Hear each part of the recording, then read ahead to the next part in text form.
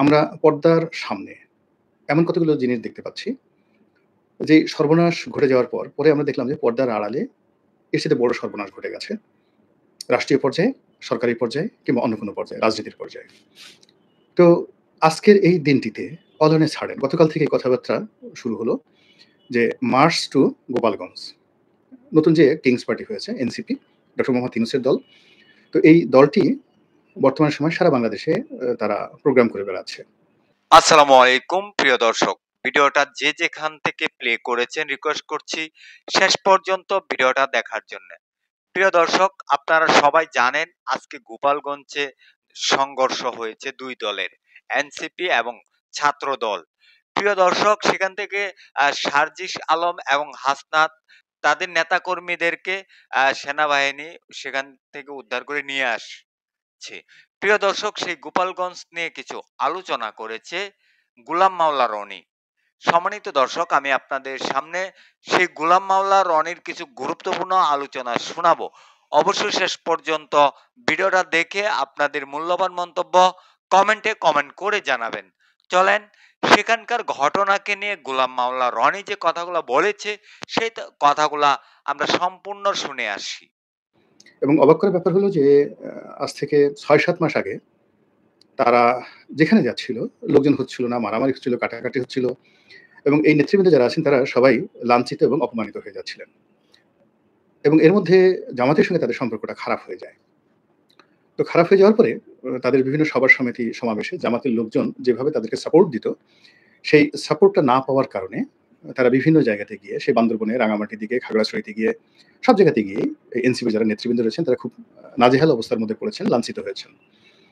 সাম্প্রতিক সময়ে বাংলাদেশের রাজনৈতিক যে প্রেক্ষাপট, বিএনপির সাথে জামাতের মারাত্মক যে দূরত্ব, তারপরে জামাতের সঙ্গে চরমোনাই পীরের যে যাকে বলা হয় রেষারেষি, না বন্ধুত্ব, আর চরমোনাইয়ের সঙ্গে বিএনপির যে রেষারেষি এবং রীতিমতো বিষোদ্গার। তো সব মিলিয়ে বিএনপি বিরোধী যে একটা মোর্চা তৈরি হয়েছে, বৃহত্তর মোর্চা তৈরি হয়েছে এবং এই মোর্চার মধ্যে বিএনপির সঙ্গে যারা ছিল এরকম বেশ কয়েকটি দলও এসে যোগ দিয়েছে। এবং তার প্রেক্ষিতে স্মরণকালের সবচেয়ে বড় একটি সমাবেশ করেন চরমোনাই পীর সাহেব, তার সংগঠন, এবং সেখানে লোকজন আসছে। তারপরে যে সকল কথাবার্তা হচ্ছে পুরোটাই বিএনপি রাজনীতির বিরুদ্ধে এবং বিএনপির অন্তরে বারুদ ঢুকিয়ে দিয়েছে।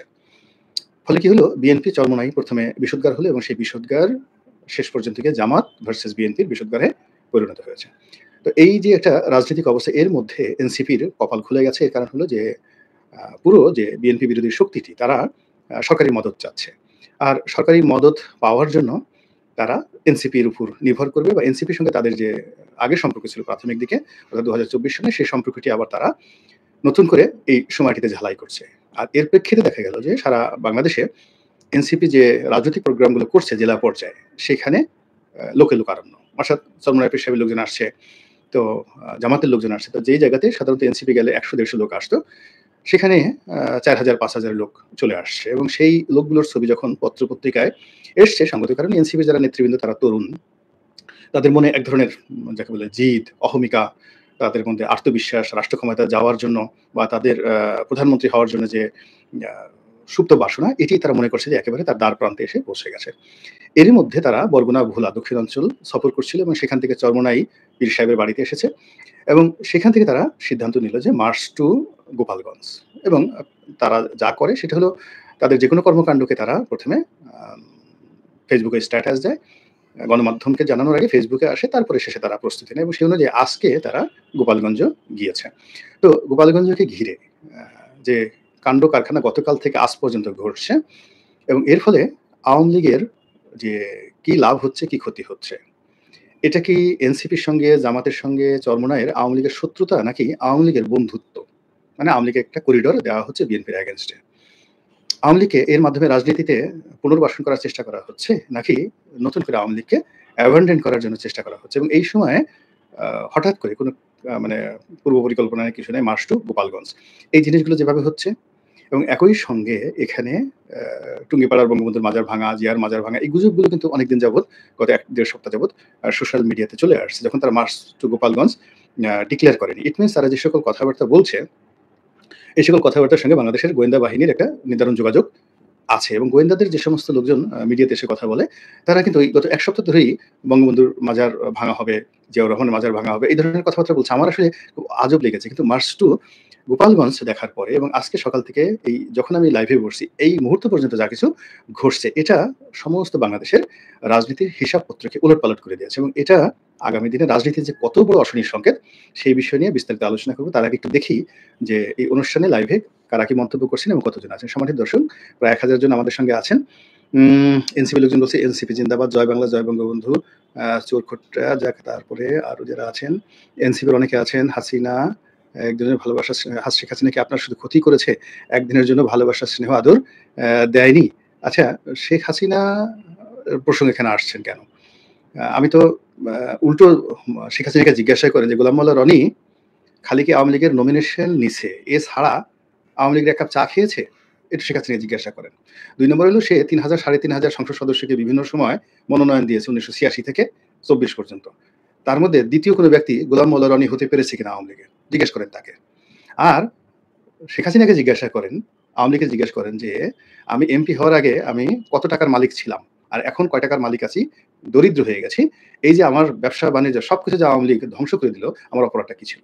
আমি কি চুরি করেছি সালমানের মতো? ডাকাতি করেছি?" কি সমস্ত কথাবার্তা বলেন, এই জিনিসগুলো আছে। আর এই বিপদের সময় যে এই যে এখানে বসে শেখ হাসিনার নাম নিচ্ছি, গোপালগঞ্জের নাম নিচ্ছি, এগুলোতে বাংলাদেশে আওয়ামী লীগের কোনো একটা লোককে আপনি বলেন তো, ওবায়দুল কাদেরকে বাংলাদেশে এসে, শেখ হাসিনাকে বলেন বাংলাদেশে এসে, এখানে বসে কথা বলার জন্য সবসময় এই যে মিস্টার ইব্রাহিমকে একটু দয়া করে নিজের প্রতি রহম করুন এবং বোঝার চেষ্টা করুন বাংলাদেশ কোন দিকে যাচ্ছে। এনসিপি জিন্দাবাদ। আসসালামু আলাইকুম। আসসালামু আলাইকুম প্রিয় রনি। দেশের অবস্থা অনেক খারাপ। মানুষ বলে শুধু আগেই ভালো ছিল। আমার মনে হয় শেখ হাসিনা আবার ক্ষমতায় আসবে। তারপর সাইফুল্লাহ, গোপালগঞ্জ এখন যদি ডেভিল হান্ট পরিচালনা করা হয় অথবা আওয়ামী লীগের লোকজনকে আটকের জন্য অভিযান পরিচালনা করা হয়, সেক্ষেত্রে আওয়ামী লীগের ক্ষতি হবে বলে আমার ধারণা। ঘটনাটা তা না, এটা উল্টো হয়ে যাবে। সাইফুল্লাহ, ডেভিল হান্ট ওখানে হবে না। এখানে অনেক খেলাধুলা হচ্ছে পর্দার আড়ালে। এখানে আওয়ামী লীগের উপকার হবে। যেখানে যা কিছু হচ্ছে এখন, যেটা হোক এটা বলছি। এনসিপি জিন্দাবাদ। তারপরে পুলিশের বিচার হওয়া, লিগাররা আজকে গোপালগঞ্জ পুলিশের গাড়িতে আগুন দিয়ে আলহামদুলিল্লাহ বলতেছে। এনসিপি জিন্দাবাদ, ইনকিলাব জিন্দাবাদ। এনিওয়ে, যে কথা বলছিলাম সে কথা আবার একটু শুরু করি। সেটা হলো রাজনীতির কতগুলো রিদম আছে। এখন আওয়ামী লীগের মতো যে দলটি, যেটি ছাত্রলীগ দিয়ে শুরু হয়েছিল। আওয়ামী লীগের আগে কিন্তু ছাত্রলীগ প্রতিষ্ঠিত হয়েছে এবং সেই যে সেই ব্রিটিশ জমানাতে শুরু হলো পদযাত্রা, পাকিস্তান জমানাতে এটার প্রস্ফুটিত এবং ওই ৫০-এর দশক থেকে ৫২-৫৩ সন থেকে গোপালগঞ্জ, ফরিদপুর আওয়ামী লীগের ঘাঁটি। ফলে ওই অঞ্চলের মাটির সঙ্গে মানুষের হৃদয়, মন, মস্তিষ্কের সঙ্গে আওয়ামী লীগ যেভাবে মিশে গেছে, এটি পৃথক করা সম্ভব নয়। এটার যে পলিটিক্যাল ফিলসফি রয়েছে, এটার যে পলিটিক্যাল সূত্র রয়েছে, এটা এই তরুণ প্রজন্মের যারা আছেন, তারা যেভাবে বোঝার চেষ্টা করছেন না, অনুধাবন করার চেষ্টা করছেন না এবং একইভাবে চিন্তা করুন যে ওদেরকে যারা বুদ্ধি দিচ্ছেন, ওদেরকে যারা টাকা দিচ্ছেন, তারাও এই বিষয়টা বুঝতেছেন না। একটা জিনিস আপনাদেরকে বলি যে, ধরুন আমাদের সীমান্ত অঞ্চলগুলোতে, চাঁপাইনবাবগঞ্জ, অন্যান্য এলাকাতে, কক্সবাজার, রাজশাহী, তো এই সমস্ত এলাকাতে কেন জামাত জনপ্রিয়? আজকে থেকে নয়, সেই ব্রিটিশ জমানা থেকেই কেন জামাত জনপ্রিয়? এটা একটা পলিটিক্যাল থিওরি নিশ্চয়ই আছে। আচ্ছা বলেন তো, বগুড়া, ফেনী, এই কুমিল্লা, এই অঞ্চলগুলোতে বিএনপি কেন জনপ্রিয়? একেবারে বগুড়াতেই আপনি বিএনপির ঘাঁটি কেন বলেন? অথবা ধরুন গাইবান্ধা, রংপুর, এই অঞ্চলগুলোতে, কুড়িগ্রাম, নীলফামারী কেন জাতীয় পার্টির এরশাদ এখনো জনপ্রিয়? এবং এখনো যদি ভোট হয় ওখানে জাতীয় পার্টির প্রার্থী জয়লাভ করে আসবে কেন বলেন? আমরা তো সারা বাংলাদেশ জাতীয় পার্টিকে কোনো পার্টিই মনে করি না, দলই মনে করি না। কিন্তু বাস্তবতা হলো যে উত্তরবঙ্গে এখনো ফেয়ার ইলেকশন দিলে তারা ২৫ থেকে ৩০ টি সিট ওখান থেকে ইলেকশনে পাস করে আসবে। জাতীয় পার্টির বাইরে, ওখানে লাঙ্গলের বাইরে কোনো প্রতীকে কাজ করবে না। তদ্রূপ বৃহত্তর ফরিদপুর, মানে গোপালগঞ্জ, ফরিদপুর, রাজবাড়ী, তারপরে শরীয়তপুর, মাদারীপুর। এখান থেকে এগিয়ে যান বরিশালের মধ্যে, অর্ধেকটা বরিশাল, পটুয়াখালীর অর্ধেক, বরগুনার অর্ধেক, মানে এই দক্ষিণাঞ্চলের জেলাগুলো অর্ধেক বিএনপির আর অর্ধেক হলো আওয়ামী লীগ। কিছু, কিছু আওয়ামী লীগ আমাদের বরিশাল বিভাগে আছে এলাকাতে, যেখানে টুঙ্গিপাড়ার চাইতে বা গোপালগঞ্জের চাইতেও সেখানে আওয়ামী লীগ বেশি জনপ্রিয়। যেমন আমার যে নির্বাচনী এলাকা গলাচিপা এবং দশমিনা, এটা এখানে আপনি কল্পনা করতে পারবেন না এখানে আওয়ামী লীগ কি পরিমাণ জনপ্রিয়। এরকম রয়েছে। এই কারণটা কি?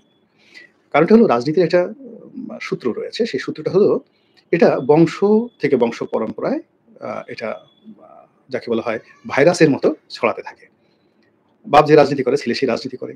এটাই আমাদের দেশ নয়, সারা দুনিয়াতে হাজার বছরের ইতিহাস। আবার ধরুন আঞ্চলিকতা ভেদে, অর্থাৎ নেতা যে এলাকার, সে এলাকার লোকজন তাকে সাপোর্ট করে। এমনকি আপনি ধরেন এলাকাতে যে চেয়ারম্যান ইলেকশন হয়, উপজেলা ইলেকশন বা এমপি ইলেকশন হয়, সেখানেও একটা আঞ্চলিকতা কাজ করে। ২ টো থানা আছে। একটা থানাতে ধরেন ৫০,০০০ ভোট, আরেকটা থানাতে ১.৫ লাখ ভোট। তো এমপি ইলেকশন যদি করতে হয় তো ওই ১.৫ লাখ ভোট যে এলাকাতে, ওই এলাকার প্রার্থী হতে হবে। যে দল ওই এলাকার প্রার্থী দিবে তারাই জয়লাভ করবে। কিন্তু দেখা গেল আপনি খুব যোগ্যতম একটা প্রার্থী দিলেন, কিন্তু তার বাড়ি অন্য থানায় যেখানে ৫০,০০০ ভোট। সেই প্রার্থী কোনদিন বাংলাদেশে পাস করবে না। এটা হলো আমাদের দেশের রাজনীতির একটা নর্মস এবং কালচার। তো সেই দিক থেকে এই যে গোপালগঞ্জ, এটা একেবারে আওয়ামী লীগ যতদিন আছে, বঙ্গবন্ধু যতদিন এই নামটা থাকবে বাংলাদেশে, ততদিন পর্যন্ত এই গোপালগঞ্জ, বৃহত্তর ফরিদপুর, এটা আওয়ামী লীগের একটা ভোট ব্যাংক। এই গেল ১। ২ নম্বর হলো যে এনসিপি যে এখানে যে গেলেন বা যারা এইখানে অনুষ্ঠান করতে গেলেন, এটা তাদের ঠিক হয়েছে কিনা? আমি বলব যে এটা কোনো অবস্থাতেই তাদের ঠিক হয়নি। এটা তাদের একটা রং সিদ্ধান্ত। তারা বয়সের তরুণ। রাজনীতির এই খেলাধুলাগুলো তারা বোঝেন না এবং তারা এখনো পর্যন্ত আওয়ামী লীগ, বিএনপি, জামাতের মতো কম্পোজিট যোগ্যতা অর্জন করেনি। মানে যেমন বিএনপিতে বুদ্ধি দেওয়ার জন্য বিএনপির ভিতরে লোক আছে। তাদেরকে কোনো ইউটিউবারের বুদ্ধি দরকার হয় না। আবার বিএনপিকে ফাইন্যান্স করার জন্য বিএনপি করে এরকম লোকই আছে, টাকা পয়সা দেওয়ার মতো। আওয়ামী লীগেরও আছে, জামাতেরও আছে। তাহলে টাকা আছে, নিজেদের বুদ্ধি আছে, আর নিজেদের সাংগঠনিক ক্ষমতা রয়েছে। তো সেই দিক থেকে আপনি চিন্তা করেন এনসিপির যে ফান্ডামেন্টাল পাওয়ার কি? তাদের তো কোনো ফান্ডামেন্টাল পাওয়ার নেই। একটা আবেগ, মানে আমাদের দেশের যে গণ অভ্যুত্থান হয়েছে, শেখ হাসিনার পতন হয়েছে, এই আবেগের যে ফসল আমাদের কিছু তরুণ বিপ্লবী, এই আবেগটাই শুধুমাত্র তাদের পুঁজি। কিন্তু তাদের রাজনৈতিক অভিজ্ঞতা, তাদের অর্থ, তাদের বংশমর্যাদা, তাদের যাকে বলা হয় কানেক্টিভিটি, সোশ্যাল কানেক্টিভিটি, এটি ছাত্রলীগ বা ছাত্রদলের আপনি ধরুন ১০০ জন ছাত্রলীগের ১০০ জন নেতার মধ্যেও মানে এখন যারা এখানে শীর্ষ পর্যায়ে আছেন তারা তাদের বিগত জীবনে পৌঁছাতে পারেননি এবং এখনো যদি এদের পেছন থেকে ডক্টর ইউনূসকে সরিয়ে নেওয়া হয়, তারপরে শেষে এদের পেছন থেকে যদি জামাত সরে যায়, এদেরকে যারা টাকা পয়সা দিচ্ছে তারা যদি টাকা পয়সা না দেয়, তাহলে এখানে যারা নেতৃবৃন্দ রয়েছেন তারা ছাত্রলীগ, শিবির এবং ছাত্রদলের যে টপ 100 যে লিডার, তাদের সঙ্গে এক টেবিলে বসে রাজনীতি করবেন। এই অবস্থায় তারা এখনো পৌঁছান নাই। তো ফলে কি হচ্ছে, তারা টাকা আনছে কোনো শিল্প গ্রুপের কাছ থেকে। ইউনূস সাহেব তাদেরকে টাকা ওইভাবে দিচ্ছেন না। কেন? ইউনূস সাহেব বেসিক্যালি একজন কৃপণ মানুষ। বেসিক্যালি একজন কৃপণ মানুষ এবং তিনি উপার্জন করতে জানেন, কিন্তু রাজনীতির ময়দানে টাকা খরচ করতে হলে বিশাল একটা হৃদয় লাগে, হার্ট লাগে। তো সেটা ইউনূস সাহেবের এখনো হয়নি। ফলে ইউনূস সাহেব এই ছেলেদেরকে টাকা দিচ্ছে, আমার কাছে এটা মনে হচ্ছে না। ফলে এই ছেলেরা বিভিন্ন কর্পোরেট হাউস থেকে তারা টাকা পয়সা আনছে। ফলে সেই কর্পোরেট হাউসের বুদ্ধি তাদেরকে শুনতে হচ্ছে, ডিমান্ড তাদেরকে শুনতে হচ্ছে। ২ নম্বর হলো তাদের নিজেদের বুদ্ধি নেই। তারা কখনো ফরহাদ মাজারের কাছে যাচ্ছে, কখনো পিনাকি সাহেবের কাছে যাচ্ছে, তারপরে তারা কখনো মাহমুদুর রহমান আমার দেশ সম্পাদক তাদের কাছে যাচ্ছে। এরকম অসংখ্য মানুষের, জামাতের আমিরের কাছে যাচ্ছে, জামাতের নেতা ডক্টর শফিকের কাছে যাচ্ছে। তো এদের সবার বুদ্ধি পরামর্শ নিয়ে তারা একটা সিদ্ধান্ত নিতে হচ্ছে। এরপর হলো যে জনসমর্থনের জন্য তাদেরকে এখন সবার সহযোগিতা নিয়ে মাঠে যেতে হচ্ছে। তো সেক্ষেত্রে এই শক্তি যেখানে আবেগ এবং মানে তাদের পুরো যে শক্তির যে সূচকগুলো আছে যেগুলো বাইরে থেকে আসছে, এইগুলো নিয়ে সামনে এগোনোর জন্য তাদের সবচেয়ে নিরাপদ জায়গা ছিল ঢাকা শহর এবং অন্যান্য যে সকল মেট্রোপলিটন সিটিগুলো রয়েছে, যেমন গাজীপুর, নারায়ণগঞ্জ, রাজশাহী, সিলেট, এই জায়গাগুলোতে যেখানে আধুনিক লোকগুলো বসবাস করে, শিক্ষিত লোকগুলো বসবাস করে এবং যেটাকে ফ্লোটিং ভোট বলা হয়, ভ্রাম্যমান ভোট বলা হয়, সেই ভ্রাম্যমান ভোট সবচেয়ে বেশি এই সমস্ত এলাকাতে। তো কাজেই এই সমস্ত এলাকাতে যদি এই যুবকেরা তাদের যে শ্রম, মেধা বেশি বিনিয়োগ করতেন তাহলে তাদের সফলতাটা বেশি আসতো। কিন্তু এখন তারা যদি বগুড়াতে যেতে চায় এবং বগুড়াতে গিয়ে যদি বিএনপিকে চ্যালেঞ্জ জানাতে চায়, তাহলে তাদের যে জিনিসটা হবে সেটা হলো তাদের তাহলে তাদের যেটা হবে সেটা শুধুমাত্র তারা পরাজিত হতে থাকবে, অপমানিত হতে থাকবে আরকি। তো সরি আমার একটা ফোন আসতেছে বারবার শুধুমাত্র এই। তো এরপরে যেটা হবে যে তারা শুধু বারবার পরাজিত হতে থাকবে। তো সেই দিক থেকে আমার কাছে মনে হচ্ছে যে এই যে তারা গোপালগঞ্জ গেল, এটা তাদের একটা ঐতিহাসিক ভুল। এখন দেখেন গোপালগঞ্জে কি ঘটেছে? প্রথমত গত কয়েক মাস যাবৎ ছাত্রলীগের কোনো মিটিং হয় নাই, মিছিল হয়নি। শেখ হাসিনার নামে কোনো স্লোগান হয়নি।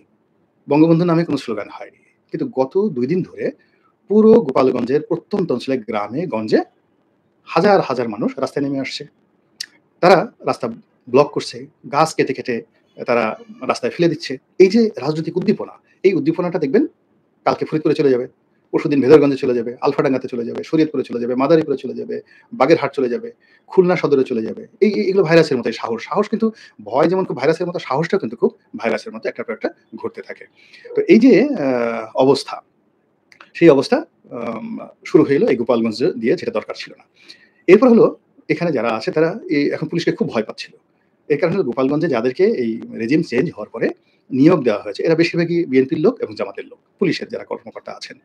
তো এই পুলিশ এবং জামাতের যারা লোকজন আছেন তারা ওখানে গিয়ে আওয়ামী লীগ নিধনের সর্বোচ্চ চেষ্টা করে যে সফলতা আজকের দিন পর্যন্ত এনেছে, সেই পুলিশ মার খেল।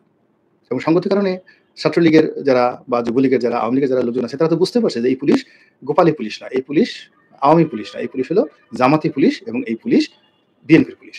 তো বিএনপি এখন কাজ করছে না, এখন যে পুলিশ আছে জামাতি পুলিশ, এবং জামাতি পুলিশ আপনি দেখলেই বুঝতে পারবেন যে এরা জামাতের পুলিশ। মুখে খোঁচা খোঁচা দাড়ি, কথাবার্তা ওরকম, গালগুল আপনি দেখলেই জামাতের মধ্যে একটা দাড়িপাল্লা ভাব আছে।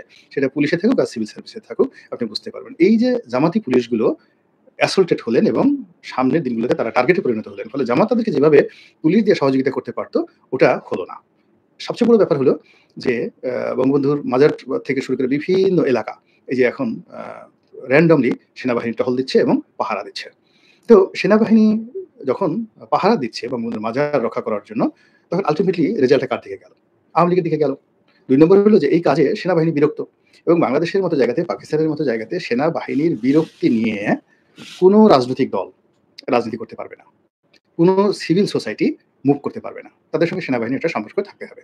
তো গত কয়েক মাসে সেনাবাহিনীর সঙ্গে সরকারের যে দূরত্ব, এনসিপির সঙ্গে যে দূরত্ব, তারপরে শেষে যারা ক্যান্টনমেন্ট আগুন ধরিয়ে দিতে চায়, এই টোটাল গ্রুপগুলো যখন এক হয়ে গেছে এবং এক হওয়ার ফলে কি হলো, এই যে সেনাবাহিনী যারা মূলত আওয়ামী লীগকে উচ্ছেদ করেছে, ফলে সঙ্গত কারণে তারা দেখবেন যে আওয়ামী লীগকে নিরাপদ আশ্রয় মনে করবে আবার, এবং যা কিছু হচ্ছে বাংলাদেশে আলামত কিন্তু সেই দিকে যাচ্ছে। ফলে কাজেই এই যে যারা এনসিপির যারা লোকজন আছেন তারা এই সময়টিতে এইভাবে গোপালগঞ্জ নিয়ে কান না চুলকালো তাদের ভালো হতো। এগুলো এক। ২ নম্বর হলো যে তারা এই সময়টিতে একটা অসাধারণ সুন্দর সময় পেয়েছেন। তো সুন্দর সময় পেয়েছেন, সেই সুন্দর সময় পেয়ে গত ১ সপ্তাহ ধরে তারা যেভাবে একটার পর একটা সফল অনুষ্ঠান তারা করে যাচ্ছিলেন, এবং ১৯ তারিখে ঢাকাতে জামাতের যে মহাসমাবেশ, যেখানে তারাও হয়তো থাকবেন। এই মহাসমাবেশের জন্য ইতিমধ্যে ১০,০০০ গাড়ি বুক করা হয়েছে এবং ঢাকাতে ১০ লাখ লোক জামাত সেখানে সমাবেশে আয়োজন করবে। এই পুরো মানে যে প্রক্রিয়াটি, এই প্রক্রিয়াটি নষ্ট হয়ে গেল এই গোপালগঞ্জ থেকে। এই গোপালগঞ্জ থেকে এই জিনিসটা যে নষ্ট হয়ে গেল, এর কারণ হলো দেখেন তারা গোপালগঞ্জে গেছে, বলতে গেলে পুলিশের প্রোটেকশনে গেছে, প্রশাসনের প্রোটেকশনে গেছে। ২ নম্বর হলো সেখানে লোক সমাবেশ তারা করতে পারেনি, এবং তারা যেখানে ফুল পুলিশ প্রোটেকশনে 100% পুলিশ প্রোটেকশনে সমাবেশ করবেন, সিআরটিআর বসেছেন, সেখানে ছাত্রলীগ গিয়ে ঢুকে সেই সিআরটিআর ভেঙে দিয়েছে এবং তাদের সাথে দৌড়দৌড়ি করেছে, এবং তারা মঞ্চে বক্তব্য দিচ্ছেন, সামনে বসার মধ্যে কোনো লোক নেই। এই যে আমি যতক্ষণ পর্যন্ত লাইভে তাদের অনুষ্ঠান দেখলাম, তারা দাঁড়িয়ে মঞ্চে, বিরাট মঞ্চে সবাই বক্তব্য দিচ্ছেন, কিন্তু তাদের সামনে দর্শক তারা বসে শোনার মতো অবস্থা নেই। সবার মধ্যে একটা আতঙ্ক, এই বোধহয় ছাত্রলীগ আসলো, এই বোধহয় মারামারি করতে হবে, এই বোধহয় দৌড় দিতে হবে, এর মধ্যে পুলিশের গাড়ি ভেঙে গেছে। মানে এই যে একটা বিশ্রী অবস্থা, রাজনীতিতে একবার যদি কেউ ব্যাকফুটেজে চলে যায়, তাহলে সে আর দ্বিতীয়বার আসে না। এনসিপি ১ম থেকে ৪-৫ বার সে ব্যাকফুটেজে গেছে। আবার তাকে ধরে একবার ডক্টর ইউনূস সাহেব এনেছেন, একবার জামাত এনেছে, একবার চরমোনাই এনেছে, এভাবে ধরে নিয়ে সামনে আনে, আর তারা এই একটার পর একটা ইস্যু তৈরি করে, কখনো নারী কেলেঙ্কারি, কখনো চাঁদাবাজি কেলেঙ্কারি, কখনো আইফোন কেলেঙ্কারি, এরকম নানা রকম কেলেঙ্কারি হচ্ছে, কখনো ওই যে নিয়োগ বাণিজ্য কেলেঙ্কারি, এদের মধ্যে নতুন দরবেশ তৈরি হয়েছে। আবার এই যে তাদেরকে নিয়ে যে সমস্ত কথাবার্তা হচ্ছে, ফলে এই দলের মধ্যে যারা ডেডিকেট, এনসিপির মধ্যে যারা ডেডিকেট, আমি যেমন হাসনাতকে আমার পছন্দ হয়, সার্জিসকে আমার খুব পছন্দ হয়, যে এই দুজনকে আমার মনে হয় যে বেশ ভালো, তারা ভালো। তাসনিম যারা যে মেয়েটা আছেন, উনি বিদেশ থেকে লেখাপড়া করে আসছেন, মেধাবী, এদের রাজনীতিতে আসা উচিত। কিন্তু একটার পর একটা যদি সিদ্ধান্ত ভুল হতে থাকে, তাহলে দেখা যাচ্ছে যে এখন এদের হয়তো ২৫ থেকে ৩০ জন শীর্ষ নেতা আছেন এই মুহূর্তে। তার মধ্যে হয়তো খুব ভালো মানের আছেন যাদের বিরুদ্ধে এখন পর্যন্ত কোনো দুর্নাম, বদনাম, চাঁদাবাজির কোনো রকম অভিযোগ আসেনি। কোনো মানে নারী কেলেঙ্কারি বা পুরুষ কেলেঙ্কারি, পারভার্সন, চরিত্রহীনতা, এই জিনিসগুলো আসেনি। তো এইরকম ১০ জন ছেলে বা মেয়ে যারা ভবিষ্যতে রাজনীতির জন্য সম্পদ হতে পারতেন, তারা তো এরকম ভুলের কারণে এরাও হারিয়ে যাবেন। তো কাজেই আমার কাছে মনে হচ্ছে যে যতক্ষণ না পর্যন্ত ইলেকশন না আসে, এস্টাবলিশ না হয়, সবসময় হলো সুবিধাজনক জায়গাতে যুদ্ধের যে ময়দানে যারা যুদ্ধের ময়দান সিলেকশন করতে পারে, গ্রাউন্ড সিলেকশন করতে পারে, তারাই যুদ্ধের অর্ধেক জিতে যায়। আর যুদ্ধের ময়দানে যারা গ্রাউন্ড সিলেকশনে ভুল করে, তারা কিন্তু অর্ধেক পরাজিত হয়ে যায় যুদ্ধ শুরুর আগে।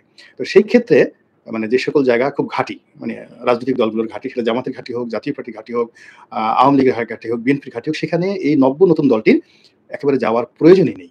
গোপালগঞ্জে কয়টি ভোট আছে, কয়টি সংসদীয় আসন আছে, সারা বাংলাদেশ তো তাদের জন্য খোলা। তাদেরকে কেন গোপালগঞ্জে যেতে হবে এবং সেখানে গিয়ে লাঞ্ছিত, অপমানিত হয়ে, বিতর্কিত হয়ে এভাবে আসতে হবে, একটা হুমকির মধ্যে থাকতে হবে কেন? এই জিনিসটা আমার মাথায় ঢুকছে না। জাতীয় রাজনীতি করছি সেই ২০০১ সন থেকে। তারপরে শেষে এর আগে রাজনৈতিক কর্মী ছিলাম। কর্মীর আগে নেতা, পরে নেতা হয়েছি। নেতা থেকে এমপি হয়েছি।